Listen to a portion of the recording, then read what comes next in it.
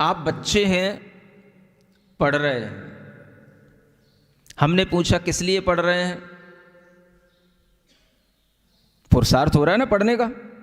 किस लिए पढ़ रहे हैं? ज्ञान प्राप्त करने के लिए कोई नहीं पढ़ता।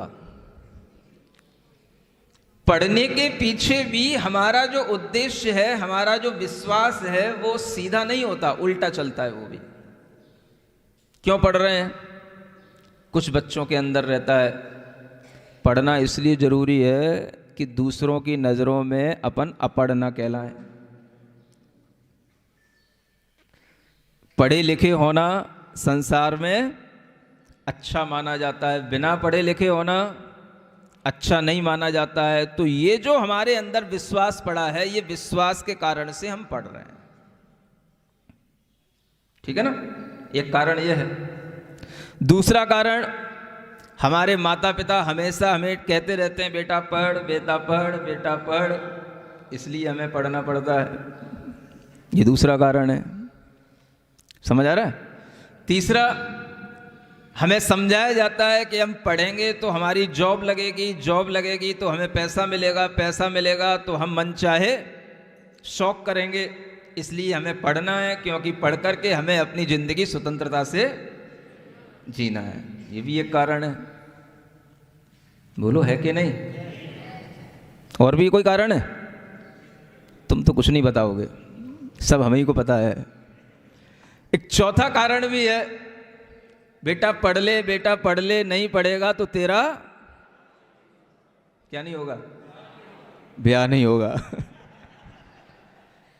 क्योंकि आजकल जितने भी बेटियां मिलेंगी वो पढ़ी लिखी मिलेंगी, बेटियों को बेटे मिलेंगे वो भी पढ़े लिखे मिलेंगे। तो पढ़े लिखे होना बहुत जरूरी है। क्या समझ में आ रहा है?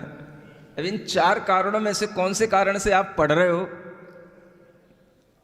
कुछ बताओगे?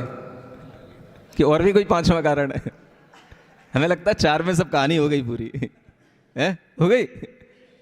अब कोई भी अपने मन में सोचे कि इन चार कारणों में से हम किस कारण से पढ़ रहे हैं। और ये चारों कारण अगर जरूरी हैं तो ये चारों कारण हमें केवल संसार के अट्रैक्शन से हमारे अंदर आए हैं, कोई समीचीन श्रद्धा ज्ञान से हमारे अंदर नहीं आए।